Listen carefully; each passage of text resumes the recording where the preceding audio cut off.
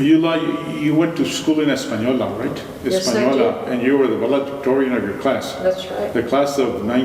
1942. And then you worked in San Juan for a while for the state. For the welfare department. Welfare department. And how did you end up going to work at Los Alamos?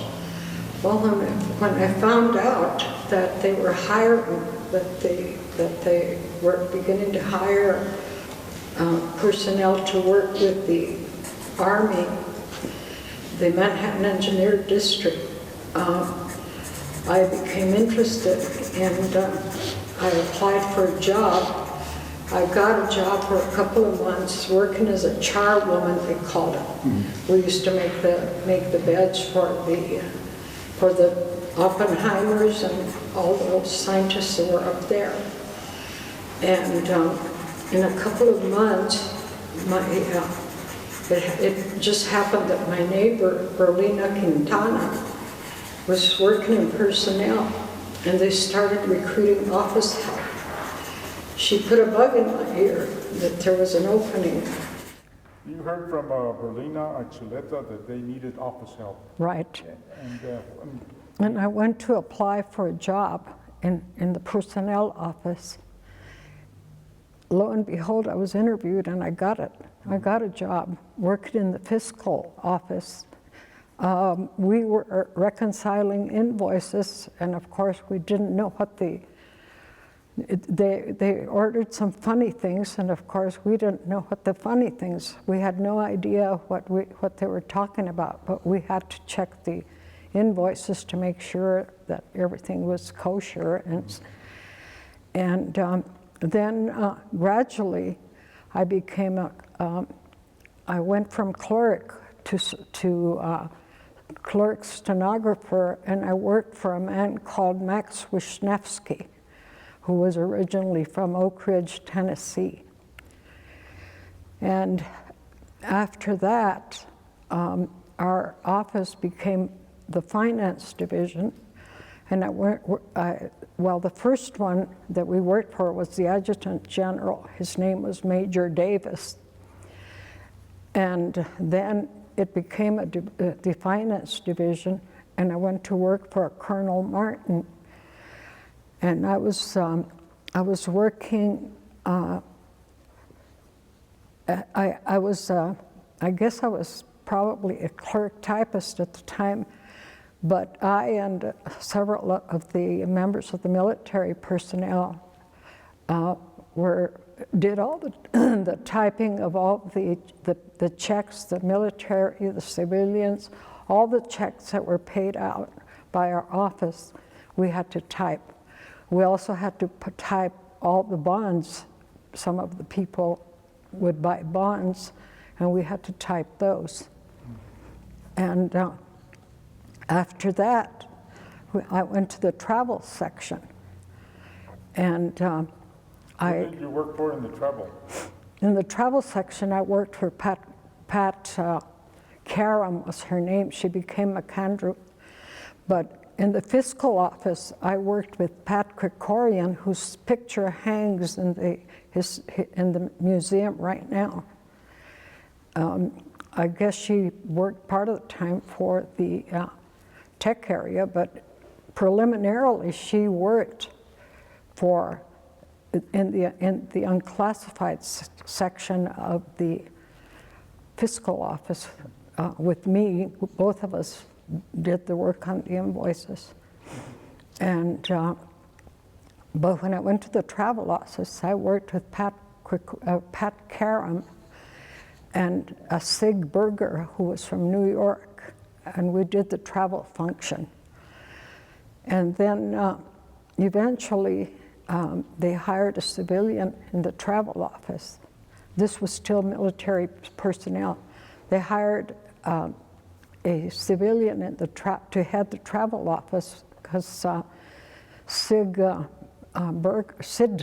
Berger and Pat were transferred to other offices, and I worked with Eleanor Garrett at the time. Then when the travel function was transferred to another office, that is when I went to the finance office. While you worked in these offices, did you know what was going on at Los Alamos? We had no idea. Nobody did. Nobody knew what they were doing, at least not the unclassified portion of it. That work all stayed in the tech areas. But I remember very distinctly, having lived in a dorm for several years, that the address that everybody at Los Alamos used to use was P.O. Box 1539, Santa Fe, New Mexico. All the personal mail went to that address.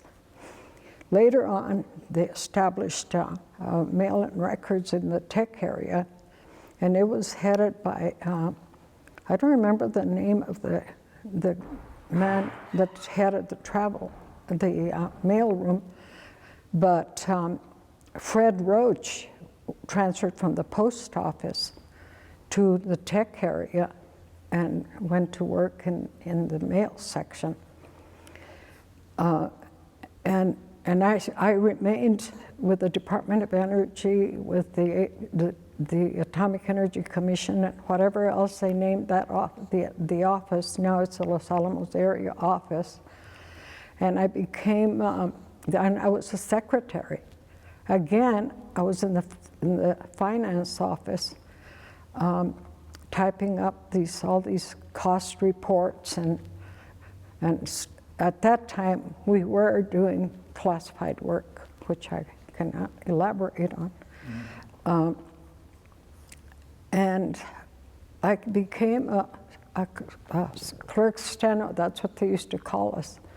I used to take dictation. I had different supervisors, Charles Finkston, Bob Main, and several others. And then they moved to Albuquerque. And at the time that the military was disbanded from Los Alamos, some of them were transferred down to Kirtland, and others were down. I guess they all went to Kirtland. And the civilians became a part of the Albuquerque Operations Office. When they transferred to Albuquerque, I didn't. My parents frowned on the idea of my going down there. So that at that time, in 1947, in March of 47, I left Los Alamos, came down to Espanola, became secretary to the superintendent of schools, Hubert Prather, and he became sick in 1951, early in 51. At that time, I didn't want to remain at the high school, and I was offered a job at the Los Alamos area office as secretary. So I went up there and worked in the personnel office, and one of my bosses was responsible for hiring the fire department personnel. And then when I transferred from that function, I went to work for, still in personnel, I went to work for Vince Mowbray, and we did the recruiting of the Proforce. And one of my functions was to call the members of the applicants for the Proforce jobs, and make the offer to them. And I think I say that in Peter Malburn's thing. I used to call him, and there is still one person. It just happens that he's my neighbor, by the name of Ethan Ekberg, that still remembers when I called him to offer him the job as security guard. Yeah.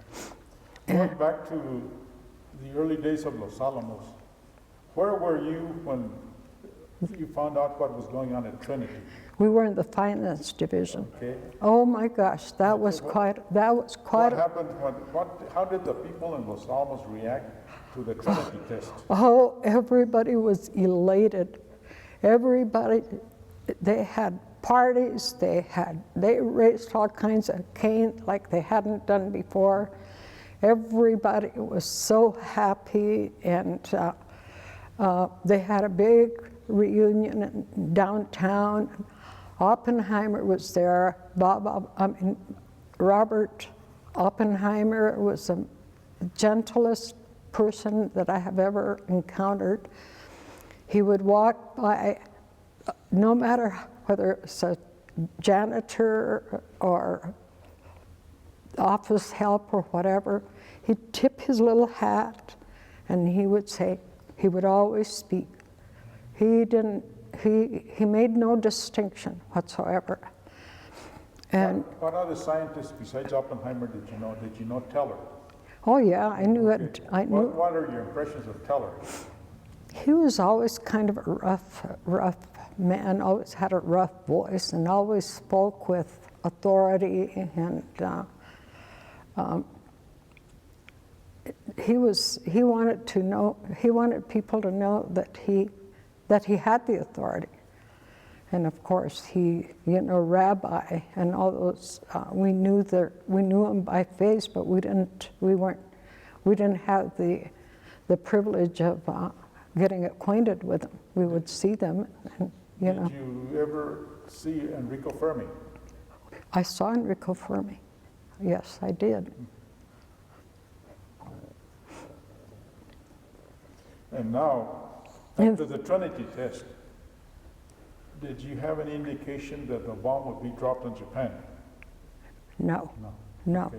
What happened after the bombs were dropped in Japan? What was the reaction at Los Alamos? That was when all hell broke loose, and everybody celebrated. And and Harold Agnew, I remember, was a part of the group that was on the Enola Gay. He had something to do with dropping the bomb in the Nagasaki and Hiroshima.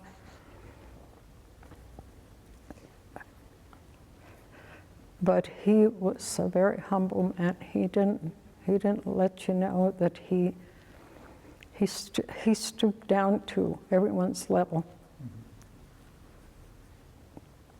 Were there any big changes at Los Alamos after the end of the war? Yes, there were. Okay.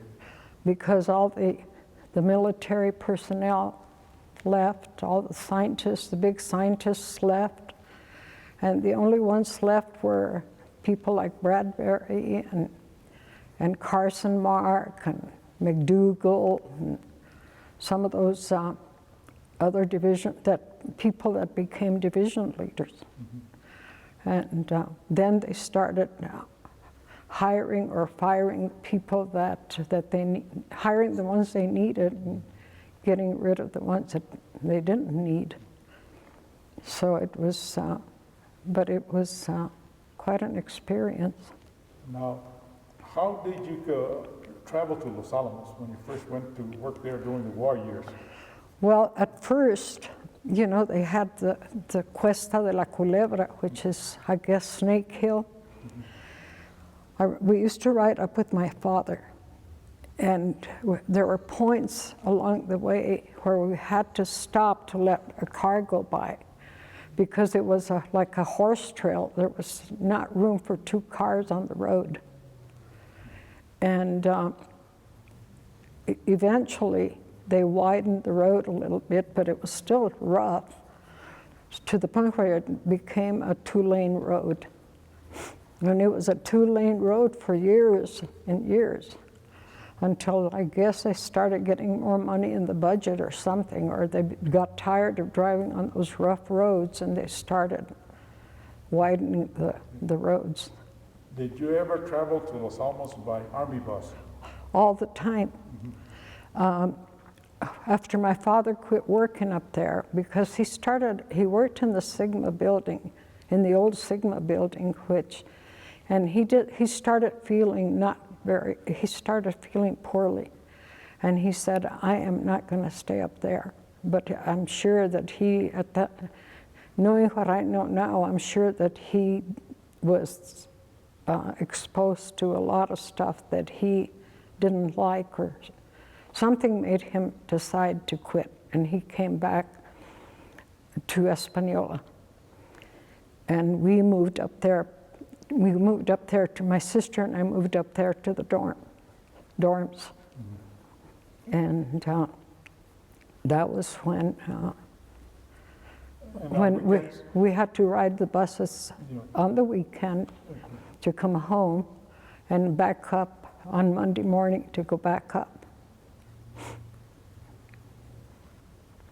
Do you remember who some of the drivers were of the Army buses? We had a very popular WAC, what was her name? I can't remember her name, but she was one of the last ones to leave Los Alamos. And then they had a lot of soldiers whose names I don't remember. But I remember that the soldiers, we used to have dances at Riverside Hall in Espanola. And there were soldiers from here that would go to the dances down there. And of course, the few men that weren't in the service, that were the 4Fers, you might say, or the ones that got deferments, were jealous of these soldiers that were going down there to invade their property, their women.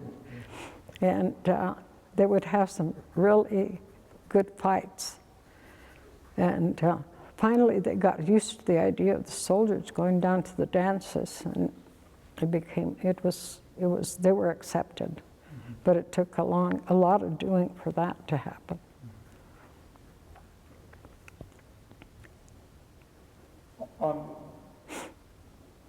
Most of the people from the valley used to commute to Los Alamos by Army bus. Right. Do you remember some of those drivers? The civilian drivers. Your dad was one of them. Okay, besides my dad. Miguel Atencio, yeah. And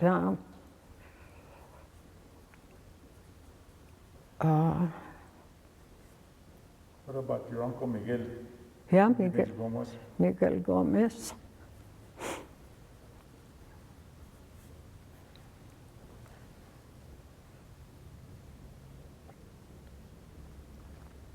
At what point did they stop the buses? After the war? Yes, after the war, and after the military personnel were all transferred to Albuquerque, they did away with the buses. And everybody was, by that time they had widened the road, and everybody just started commuting. Mm-hmm.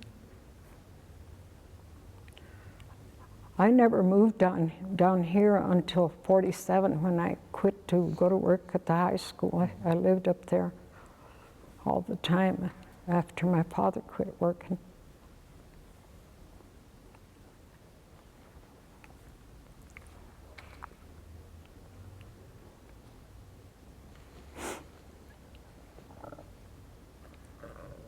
What big impact did Los Alamos and the Manhattan Project have on the Espanola Valley? It was an entirely different world. Like I've said before, it was a one-horse town. You were too little to remember that, if you were even born. Yeah, I was born. I was born in 37. Oh, were you? It just changed everybody's life for the better, because you know how we all had outdoor toilets. We all had, a lot of homes didn't have telephones. We didn't have any of the modern conveniences. It was, I'll never forget I bought my mother her first electric refrigerator with the money that I made up there. Little by little, we were allowed to pay $10 down and $10 a month, and we modernized the house. We made things a lot more convenient, and people have done that.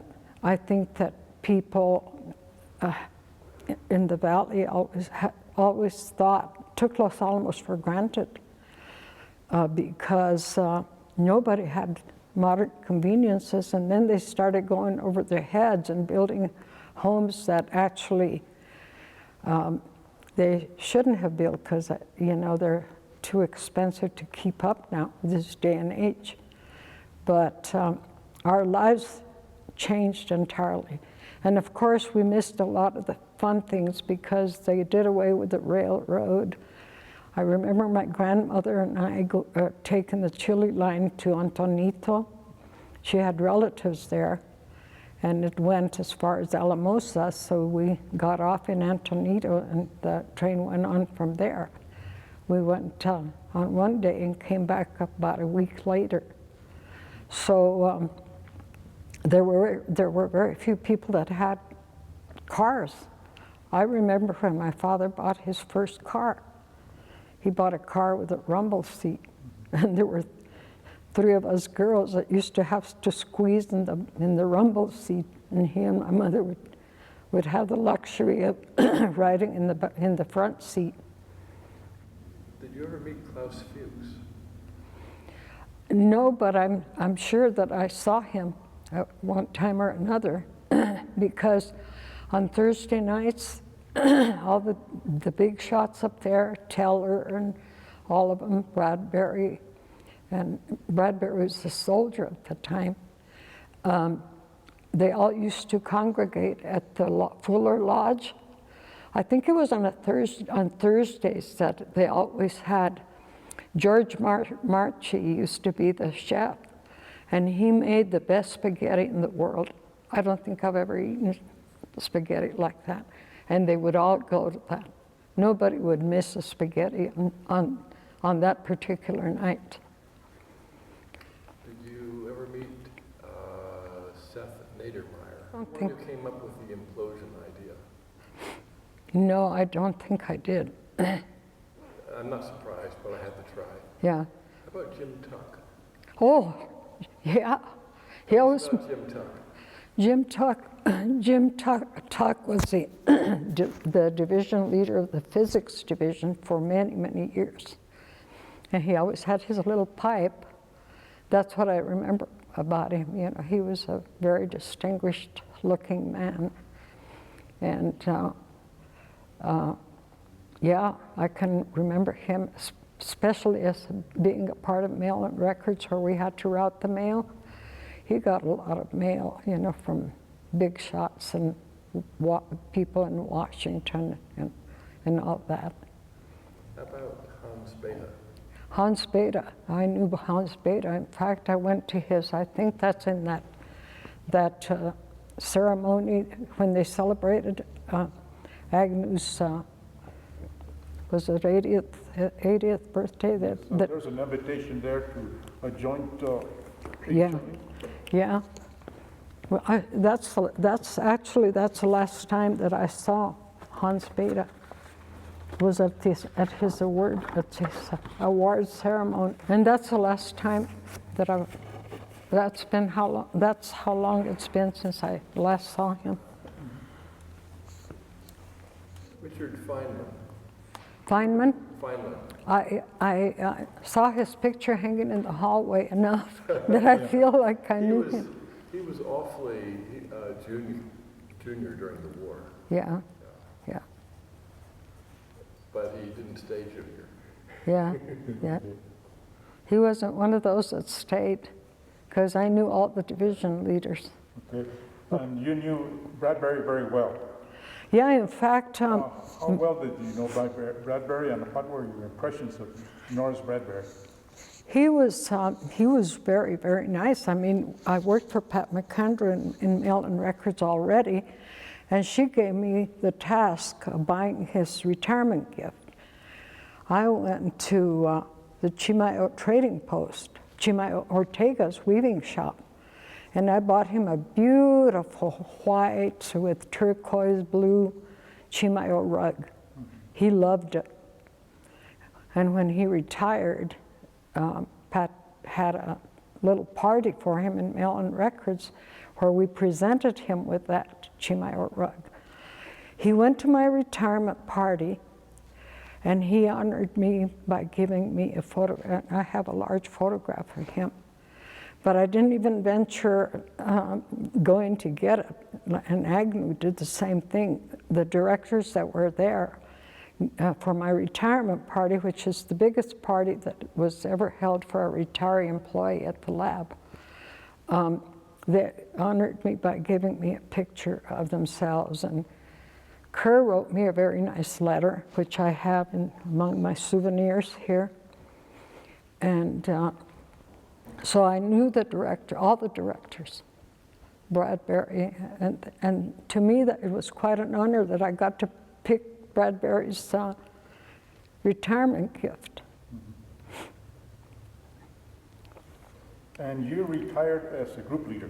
I retired as a group leader after 9 years of being a group leader. What year did you retire? 1988, December 1st or November 1st. Okay. How many directors were at your retirement party? Agnew was there. Hecker couldn't go because he was out of town. Bradbury was there. Charles Brown was he was the deputy director for administration or something like that.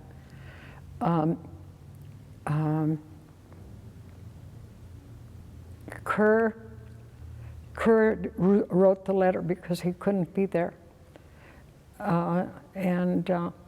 Kerr was and Hecker was the director at the time that I left, and he was out of town or out of the country, and he wasn't there, but I had a lot of the deputies. Nick Metropolis, who was the most, well, he was the one that developed the Maniac, as you well know, and he was a personal friend of mine. If he had mail to send out, he would go to me directly. He didn't want to go to my people. He thought that I was the only one that could do it. And I would just turn around and give it to somebody to process, but he didn't know that, you know. He just thought he was getting personal attention. But did you know McDougall? Oh, you know what? Duncan McDougall and I were quite often the only people in the ad building working on Sundays. I had such a responsibility. I couldn't possibly absorb everything I had to do during the working day. So a lot of times I would feed my family maybe, or maybe I'd just cook and go on up to work, and Duncan McDougall was always there. I would stop to chat with him, or he'd chat with me. What about Bob Thorn? I knew him really well. Bob Thorn gave me a beautiful plant that I had in my office when I was group leader. It was as tall as a ceiling. It was a schiffeleri plant. I knew him well. He contributed he gave my group money to buy wine for my retirement party. He was contributing to the delinquency of minors, you know. But he was a wonderful theoretician. I think he was a theoretician at the time, because he was division leader of the TD division, which was a theoretical division. I knew Bob Toshik. Okay. He was in P division after Tuck, division leader after James Tuck. How many people did you supervise while you were a youth leader? In the summertime, I had 34 people, because I used to gain some of the summer students.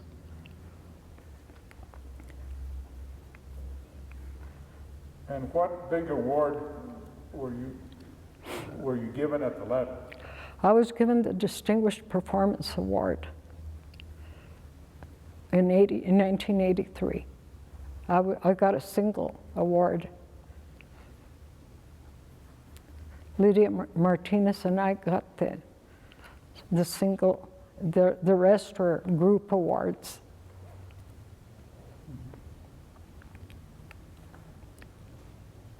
What do you think?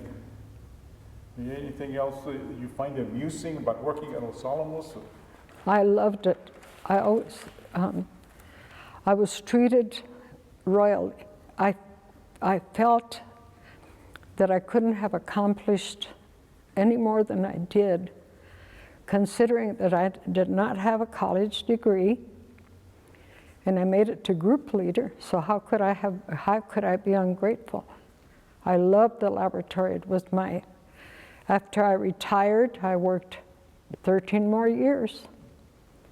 So first as a lab associate, they did away with the program, and then just as a contract person. So you first went to work at Los Alamos in 1944. Right. In January of 44, I quit my job in the welfare department in 43. And then you worked as long as? 47 until the war was over and all the military personnel was gone. And then when was the last time you worked at Los Alamos? The time that I went back in 51 and I worked till 72.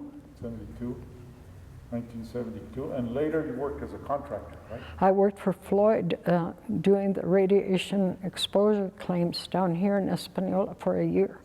Okay. I retired altogether in 2003. 2003. Yeah.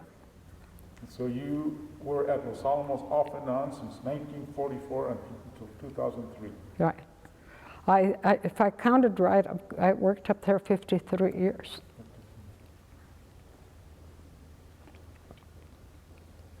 Did you ever know Bob Mills in the 50s?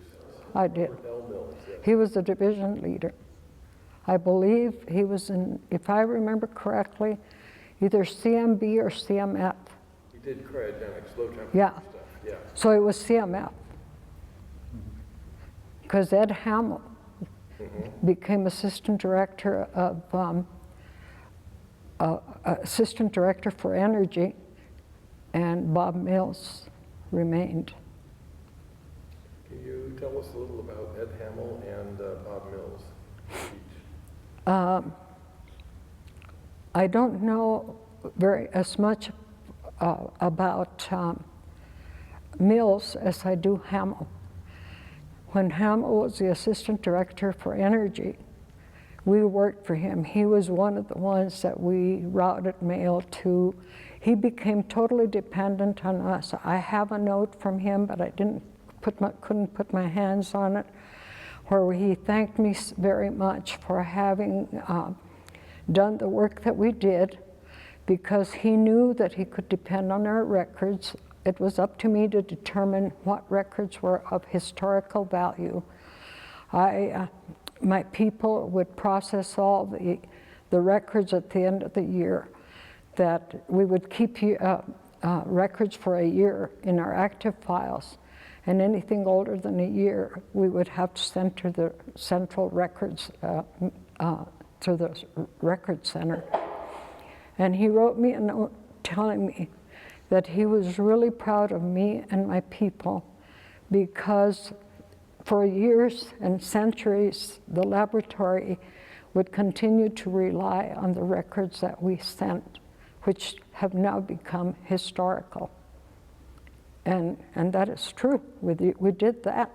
It was up to me to tell him, this goes to the record center, and they would microfilm them. And anybody that wants records now can go to Mail-in Records and find even the records going back to until well before the Manhattan engineers. They sent all their records to Oak Ridge or somewhere. But the records that were originated up there, classified and unclassified, were transferred to the Record Center for storage and microfilmed. Now I'm sure that for historical purposes, people can go down there and get all the records they want and need for whatever purpose. But Hamill was a wonderful man.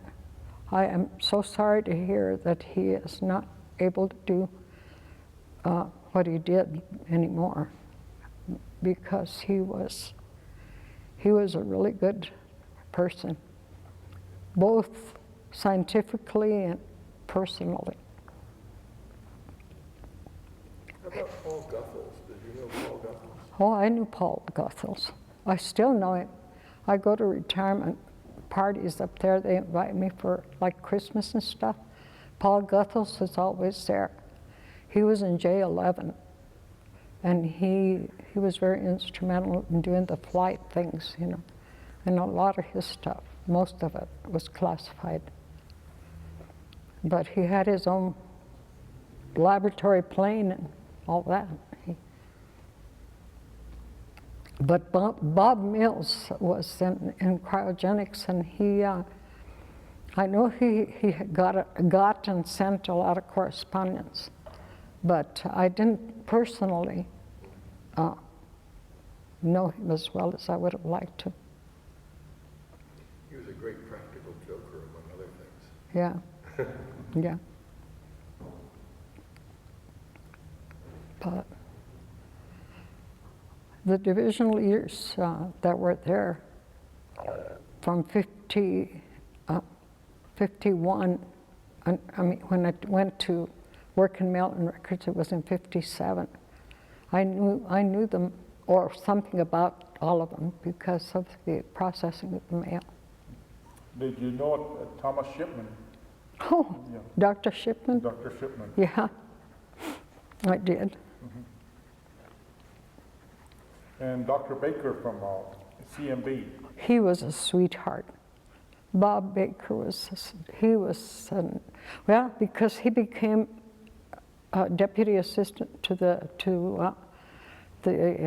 weapons, who was the director at the time? Well, he was. He became deputy director for weapons. Right. And, you know, CMB division was named for Dr. Yeah, Baker. yeah. Chemical and metallurgy under Baker. and then Fowler. And then CMF was CMF under Fowler. Yeah. Chemical and Our metallurgy. Robert Fowler Right. also. Yeah.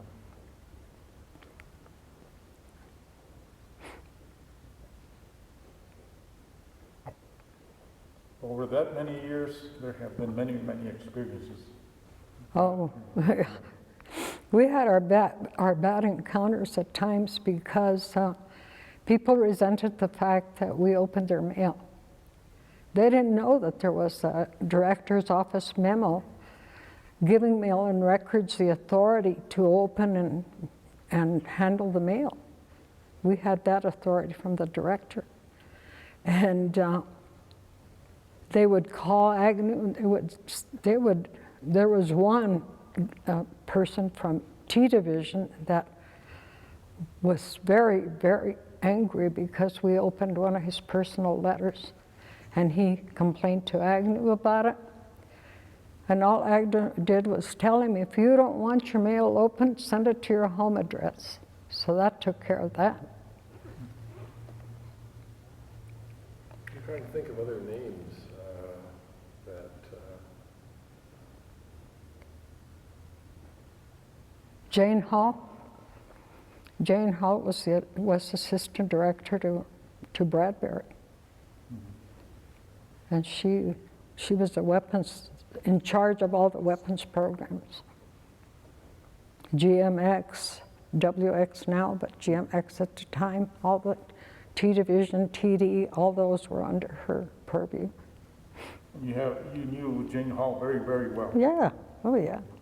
I had to go to her office almost every day. Very well. Max Fowler, do you know him? M Division, M Division, yeah. CM Fowler. Yes. I knew him. Yes, that's right, yeah. Yeah. I knew him, but I didn't personally. I saw him, and they always invited me to any function that the director's office had. It was always my husband and I were always invited to their parties, and even Don Kerr had a big party at the Rancho Encantado in Tesuque. And I was one of the that got the glory of going to that.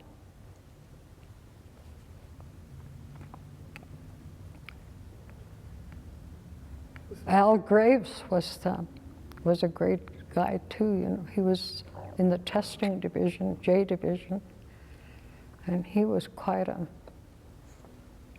important person up there. What was the lab like in the early 50s, around the time of the Mike shot?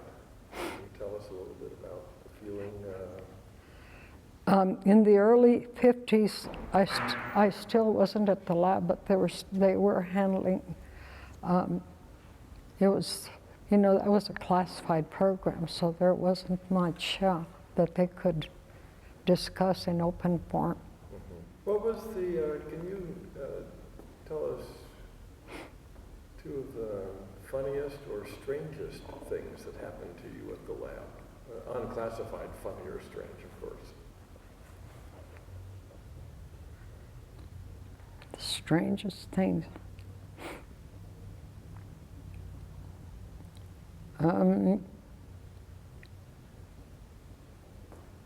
Well, I guess it's the strangest thing that happened to me was that I was the first Hispanic group leader that didn't have a degree up there.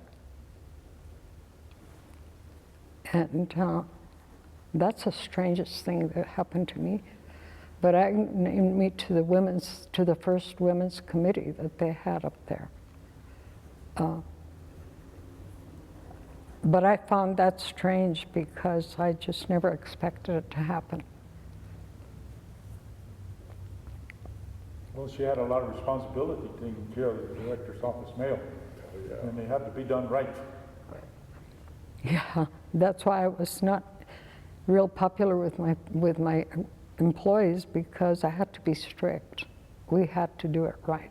We had to catch typos.